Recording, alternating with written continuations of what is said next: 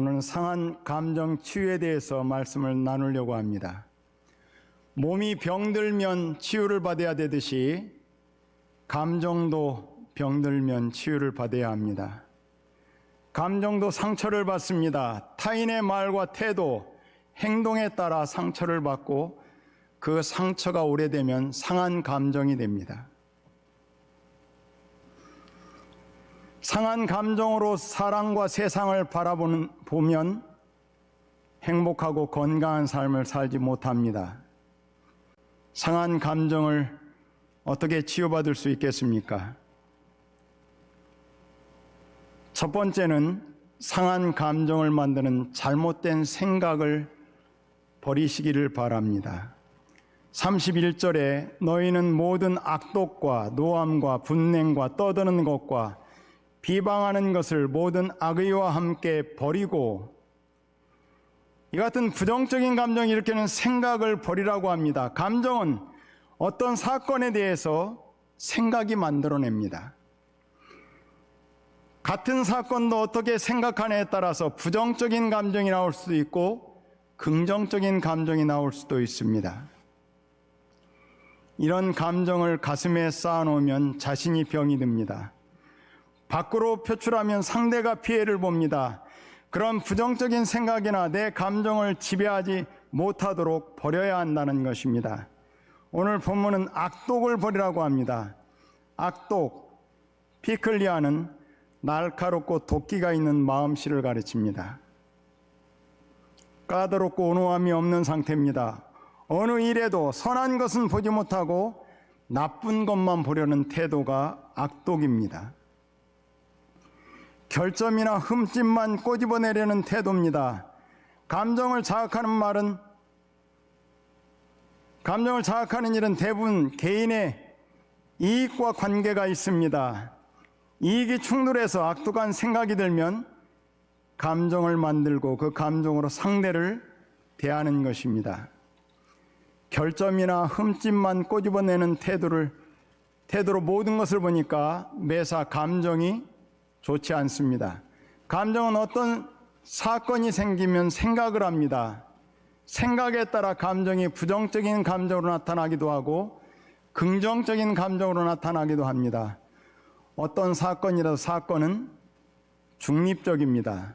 그 사건이 좋다 나쁘다 판단하고 옳다 그르다라고 판단하는 것은 그 사람의 생각입니다. 그런데 감정은 그 생각에 대한 믿음으로 발생합니다. 생각을 걸러내면 행복만 남는다는 책에서 저자가 이런 얘기합니다.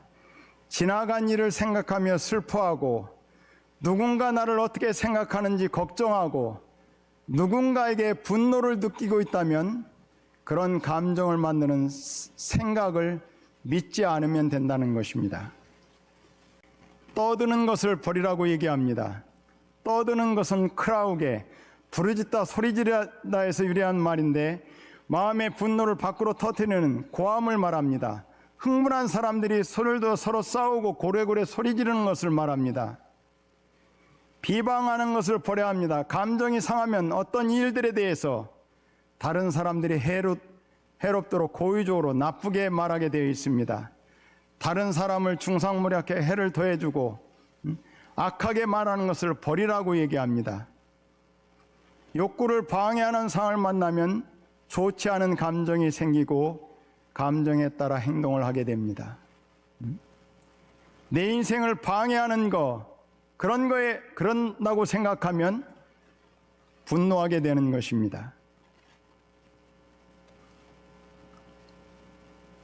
어떤 행동을 하냐에 따라서 좋지 않은 결과도 나오고 좋은 결과도 나오는데, 배가 고픈데 먹을 것이 없으면 짜증이 납니다. 짜증이 나면 밥상을 발로 차서 신경질을 냅니다. 배가 고파서 먹고 싶은 것은 욕구입니다. 배가 고픈 것은 아무 잘못도 없고 먹을 것이 없는 것도 중립적인 것입니다. 그런데 먹을 것이 없어 짜증을 내는 것은 자신이 선택한 감정이라는 것입니다. 사람은 마음대로 살고 싶은 것은 인간의 욕구입니다. 그런데 마음대로 안 된다고 분노를 폭발하기도 하고, 어떤 사람은 되는 방법을 찾는 사람도 있습니다. 좋은 거, 내가 가지고 싶은 거, 인간의 욕구입니다. 가진 너를 미움의 대상으로 삼고 비방하고 비난할 수 있습니다. 어떤 사람은 그 사람을 인정합니다. 그런데 상처난 감정 가진 사람은 사람을 비난하고 그 사람을 시기하게 되어 있습니다. 여러분, 살면서 시기심이 많고 늘 남을 비난하는 마음이 있다면 여러분 마음이 상처를 가지고 있는 것입니다. 건강한 감정을 가진 사람은 다른 사람 좋은 것 가지고 있으면 자신을 개발하려고 합니다. 잘난 사람 보면 열등감을 가지는 것이 아니고 더욱 노력합니다. 악의를 버려야 합니다. 악의 카케하는 악덕감, 사악함을 말합니다. 위에서 모든 것의 그 원인입니다. 인간은 아담 이후에 태어날 때부터 죄악 가운데 출생했습니다. 그래서 감정이라는 것이 나에게 이로우면 긍정적으로 반응하고 나에게 해로우면 부정적으로 반응하게 되어 있습니다. 이 기준을 상대의 시각으로, 하나님의 시각으로 바꿔야 합니다. 인간의 감정은 표현할 못할 정도로 무수히 많이 있지만은 감정을 연구하는 현대 심리학에서는 인간의 기본 감정을 9가지로 얘기합니다. 기쁨, 관심, 놀람, 슬픔, 혐오, 분노, 공포, 경시, 수치심. 이 중에 기쁨과 관심은 긍정적인 반응, 놀람은 중간 반응, 나머지 6가지는 부정적인 반응에 속합니다. 인간은 긍정적인 감정보다 부정적 감정에 지배받을 확률이 더 높다고 합니다. 서울대 심리학과 민경환 교수팀에 의하면 감정을 나타내는 한국 단어 중에 72%가 불쾌한 감정과 관련이 있다고 합니다. 감정은 태생적으로 부정적이기 쉽다는 것입니다. 사람은 쉽게 나쁜 감정에 빠집니다. 그래서 그렇게 되면 각종 정신질환과 생리질환까지 수반하게 됩니다. 우울장애, 불안장애, 공포증은 병으로 진전되기도 합니다. 하버드 감정 수업에 나오는 책에는 나쁜 감정을 에너지로 배출하라고 얘기합니다. 슬프고 괴로우면 한번 크게 목 놓아 울면서 내면의 고통을 밖으로 배출하라고 합니다. 화가 나면 화나게 한 사람이나 그 일에 대해서 멀어져서 다른 일을 찾아 일하면서 분노의 감정을 배출하라고 얘기합니다. 그러기 위해서는 부정적인 감정을 인정하라고 합니다. 나쁜 감정을 없애고 싶다면 우선 그 존재부터 인정하라고 합니다. 그런 후에 이런 나쁜 감정을 어떻게 발생했는가를 분석해 보라고 합니다.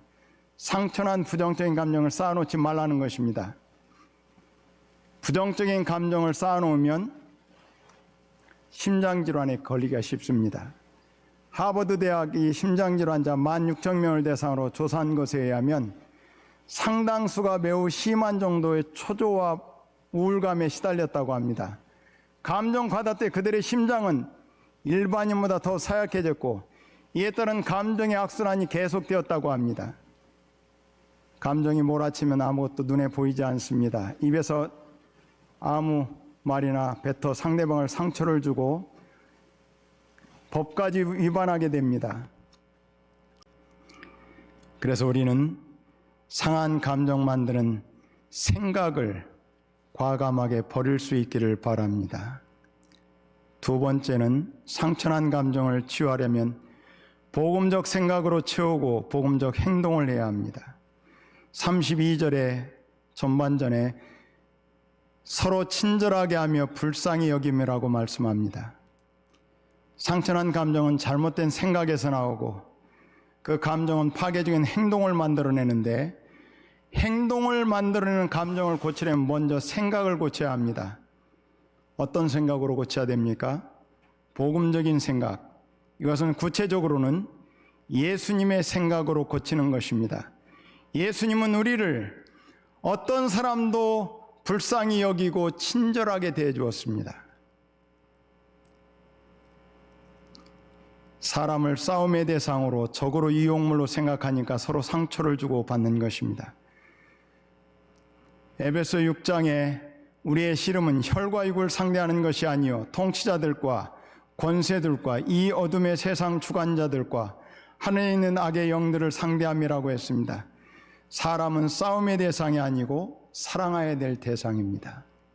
사람은 의지해야 할 대상도 아닙니다. 사람은 긍휼히 여기고 불쌍히 여겨야 할 대상입니다.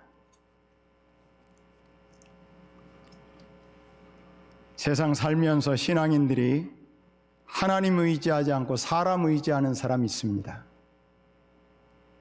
하나님 그걸 별로 기뻐하지 않습니다.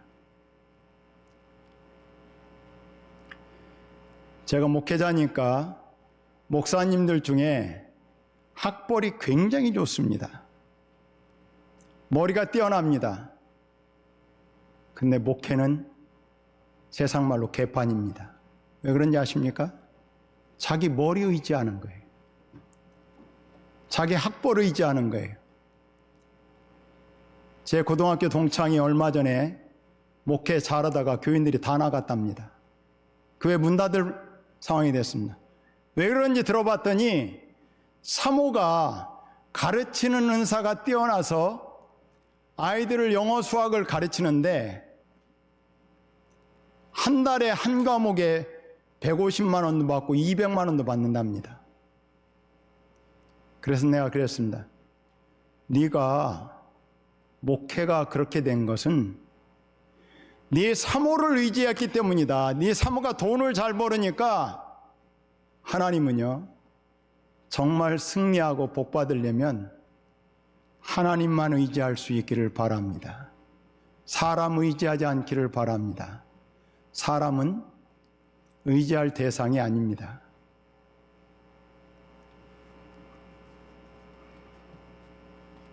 우리가 이 땅에 살면서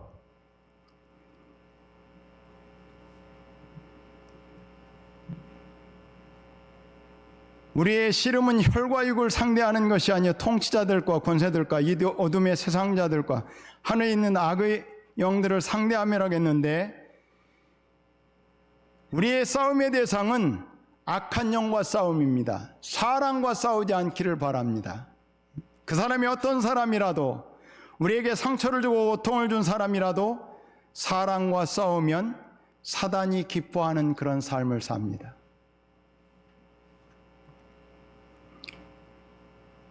본문에서 친절과 긍휼을 말합니다. 친절, 크레스토스는 빌려주다라는 말에서 유래한 말로 단순히 친절하라는 말이 아니고 친절한 사람이 되라는 것입니다.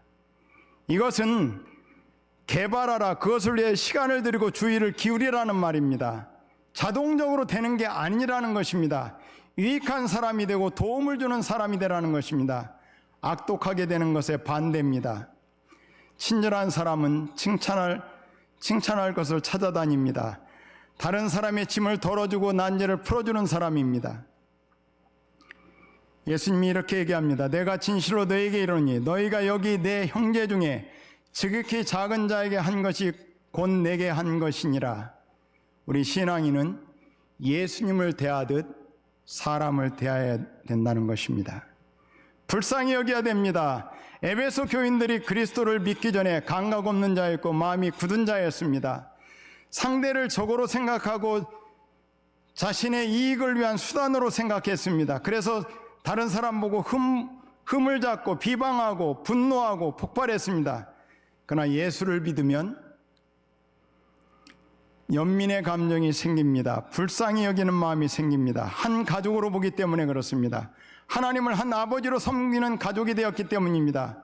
적이 아닙니다. 자기 자신만을 위한 입장에서 세상을 보지 않습니다. 많은 병자들과 굶주린 자들이 예수님께 나올 때 예수님은 그들을 불쌍히 여겨서 고쳐주고 먹여주셨습니다.